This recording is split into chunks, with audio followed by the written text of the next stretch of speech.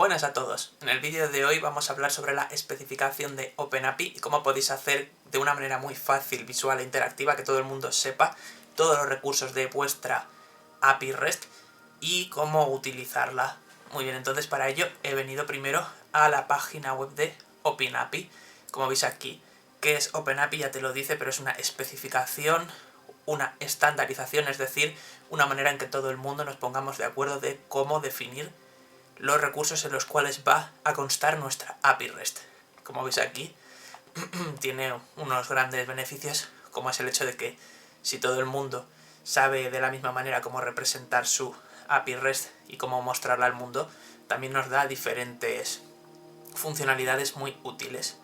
Entonces, aparte de que haya una especificación como tal, necesitamos el hecho de poder visualizarlo, que es lo que realmente a todos nos interesa más. Entonces aquí es donde entra en juego Swagger. Swagger es una herramienta que a medida que nosotros vamos, como vais a ver ahora después en su editor en tiempo real, que vamos escribiendo sobre la especificación de OpenAPI, y aparte aquí nos va diciendo mucha documentación si queréis saber más al respecto. Aquí se va extendiendo mucho de todos los distintos formatos, etcétera, pero es muy sencillo de entender, ¿vale? La manera más fácil es que vayamos al editor y lo vais a ver aquí, que es precisamente este. Este es nuestro, el editor de Swagger, swagger.io. Como veis aquí, dado este código, que es en formato YAML, genera aquí en la parte de la derecha toda esta información y lo más importante, nuestras URLs con todo lo que podemos hacer, los métodos put, post, get, y agrupadas precisamente por nuestro objeto al que hacemos referencia. También se podrían clicar y aquí ves, tiene una descripción, unos parámetros en caso de que tuviese, y esto, como es una petición de tipo post, necesita un body y este es el formato del body, lo ves, así todo el mundo puede saber cómo pedirlo. Necesitaríamos un ID, un nombre, la categoría, etcétera, y soporta de muchos tipos, arrays, como veis aquí, enumerados, etcétera. Entonces, aparte de todo esto, abajo del todo aquí se puede ver precisamente los esquemas, que esto vendría a ser, en nuestro caso, como los objetos de Java que hay, pues igual en los que tienes tanto en las peticiones como en las de respuestas. ¿Ves? Aquí hay un esquema de tipo order con su ID. El ID es de tipo integer, o sea, un entero, y como ejemplo le dan el número 10. Por eso nosotros arriba, cuando veíamos el desplegable, había unos valores de prueba ya puestos. Por eso es importante poner siempre en los esquemas un ejemplo para que te lo rellene automáticamente. ¿Y cómo funciona todo esto? Bueno, muy bien, si vamos aquí, veis que en la parte de arriba está toda la información referente a la persona, grupo de personas que ha creado esta API. Yo podría aquí cambiarlo y poner David. ¿Lo veis? Ha cambiado esto prácticamente al momento, para que os hagáis una idea. Pues título, descripción, esto es solamente a nivel informativo, ¿vale? También tags, el servidor en el cual está la URL, porque a esto se le pueden hacer incluso peticiones que en este caso aquí no sé si se lo han currado tanto como para que me devuelva algo. Vamos a probar, veis aquí en este caso sí que hay un parámetro de tipo status y me da a elegir entre las opciones. Si le doy a ejecutar, mira, sí que lo tenían, creo, ya con datos de ejemplo. Nos ha devuelto esta información. ¿Veis? Entonces desde aquí, desde la propia interfaz gráfica, también podrías hacer peticiones HTTP muy cómodamente. Y también, como veis que tiene unos candados, están abiertos, es porque estas no requiere autorización. Pero en el caso de que nos hiciese falta API Key o algún otro tipo, veréis que en mi aplicación de Spring Boot requiere un JSON Web Token, y eso lo veremos ahora después más en detalle. Pero bueno, de momento, volviendo aquí, está compuesto de, habiendo visto ya la parte de información de arriba, la parte de paths. Estos paths son precisamente las URLs que tenemos aquí.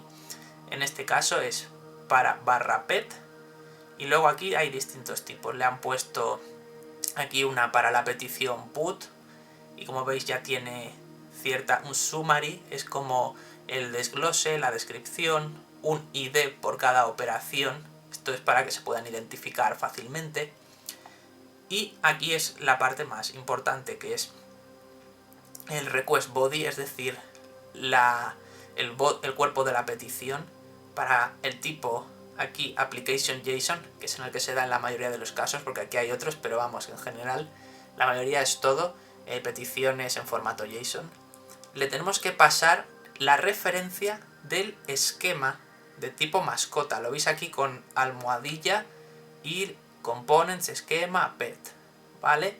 Y eso ahora os lo voy a mostrar abajo cómo está definido, pero para que veáis aquí el resto. En las respuestas también tenemos que definir las respuestas que pueden devolver, porque como habéis visto, aquí la respuesta es un estado 200, ok, está bien, pero también hay otras. El estado 400, 404, 422, esto es para que sepa la persona que usa esta API exactamente qué le va a devolver. Todo que quede bien en constancia y que no haya ningún imprevisto. Entonces esto se repite a lo largo del resto de componentes. Ya veis que para este caso es sencillito y bueno, podéis ir viéndolo más en detalle. Aquí por ejemplo, en este caso para una petición get, veis que se puede filtrar con un enumerado, como habíamos visto antes, etc. Vamos a pasar a la parte que nos importa sobre todo más, que es esta de los esquemas.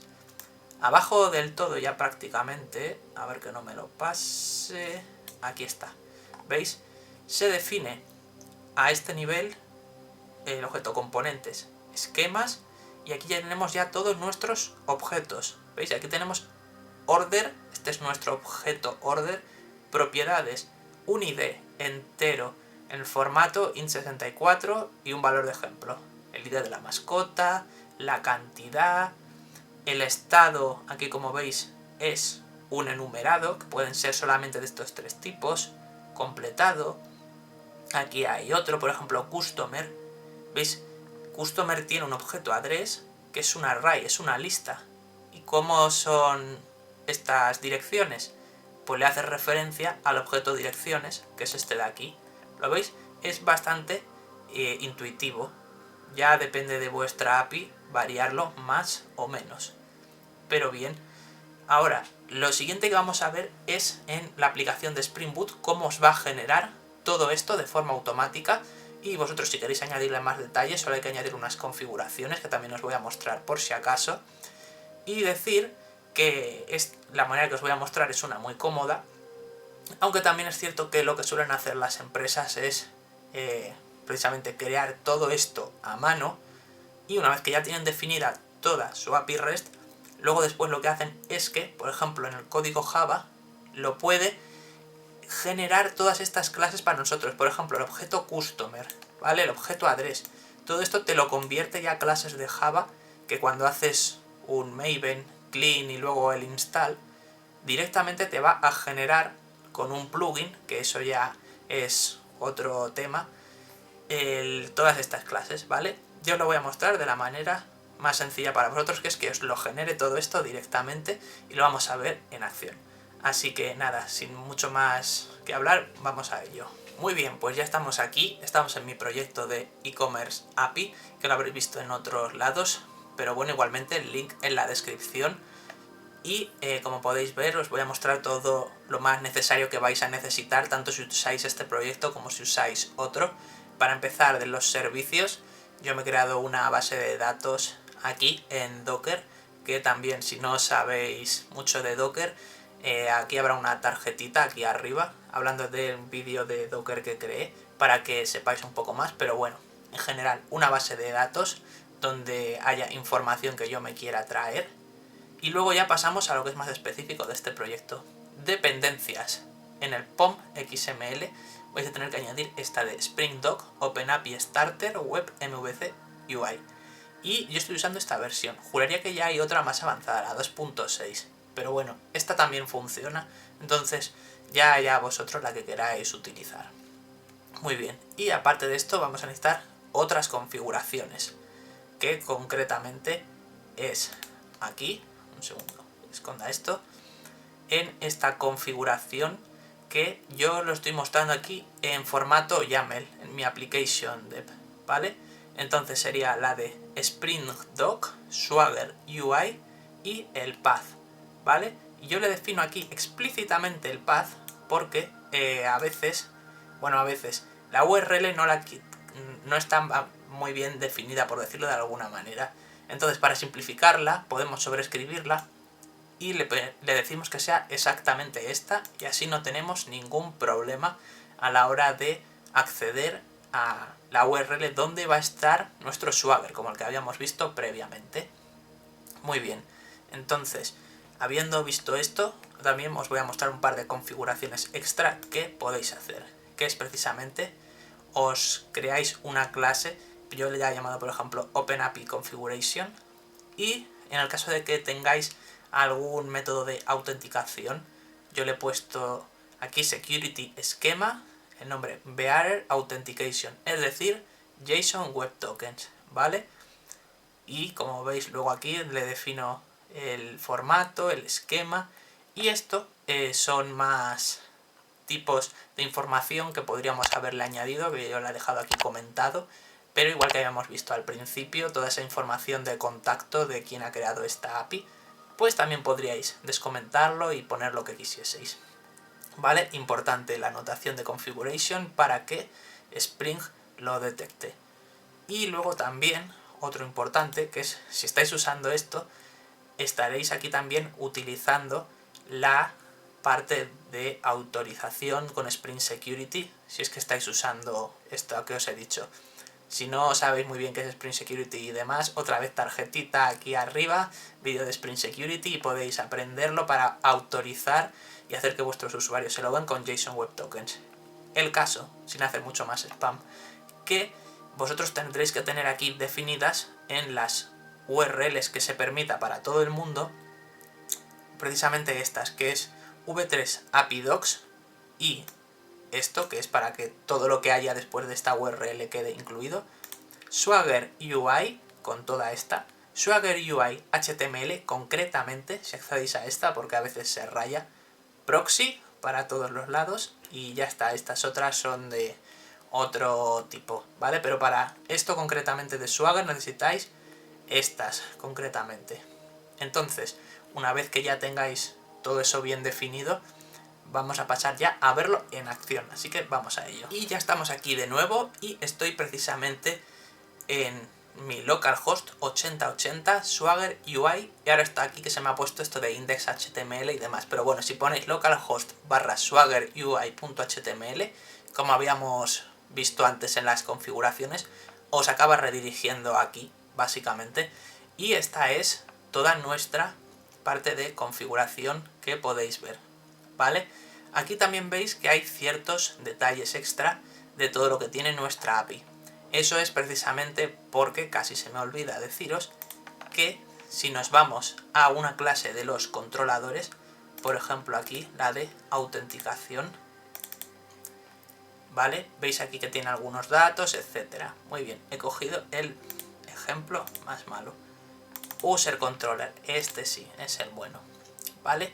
Aquí es donde podemos definirle cierta información extra, como el Security Requirement, ¿vale? Y aquí le decimos cuál es el tipo, añadirle tags, añadirle descripciones, añadirle aquí a la anotación, operación, como veis aquí el summary, el description, como habíamos visto antes en el vídeo. Esto es todo para darle información extra que se puede hacer nosotros si lo vemos oportuno, ¿vale? Entonces, ahora sí, habiendo mostrado ya estos pequeños detalles que casi se me olvida, volvemos aquí. Y habiendo vuelto aquí, importante, ¿veis? Estamos aquí en mi server, localhost 8080, con lo que le habíamos añadido de configuración, también tiene aquí la parte de autorización, y están todas la parte de mis APIs, ¿vale? Si yo, por ejemplo, trato de acceder aquí a API Users, y yo le doy a ejecutar, ¿qué me va a decir? Me va a decir 403 no tienes acceso. ¿Por qué? Porque toda mi aplicación necesita JSON Web Tokens para autorizarnos. ¿Qué vamos a hacer al respecto? Muy fácil. Voy a probarlo aquí en un momento, que ya tengo aquí puesta la petición post para autenticarnos. Entonces, si yo le doy aquí a ejecutar con este usuario de prueba, lo ejecuto y veis aquí que me ha devuelto un token. Entonces yo ahora podría copiar esto, lo copio, me voy arriba del todo y a la parte de aquí de autorizar me dice que el tipo es bearer token. Entonces, si no me equivoco, hay que escribir bearer, un espacio y pegar todo nuestro token. Le damos a autorizar, ¿vale? Lo cerramos. El candado se ha cerrado, o sea que se supone que ya deberíamos estar bien logueados al respecto. Si le doy a ejecutar, me ha vuelto a dar el error. ¿Por qué será? Logout. Solamente vamos a poner el churro, autorizar, cerrar. Ejecutamos. Ahora sí, ¿vale? Me había equivocado. Al poner el tipo bearer, automáticamente ya te lo añade en la cabecera y solo tienes que poner el token. Muy bien, ahora sí que ya lo hemos visto, que me ha devuelto correctamente. Como veis aquí, esta es la petición realmente que ha hecho, que es un curl con el bearer, espacio y el token, ¿vale? Entonces, ya desde aquí en una interfaz gráfica podríamos probar toda nuestra API de una manera muy cómoda, como veis aquí, y saber exactamente al respecto todo lo que haga falta. Tenemos aquí nuestros esquemas, que son mis clases Java, etcétera. Entonces, nada, habiendo ya visto todo esto, ya sabéis mucho más lo que es OpenAPI, Swagger, cómo implementarlo en vuestra aplicación de Spring Boot. Y nada, espero que os haya gustado mucho. Chao.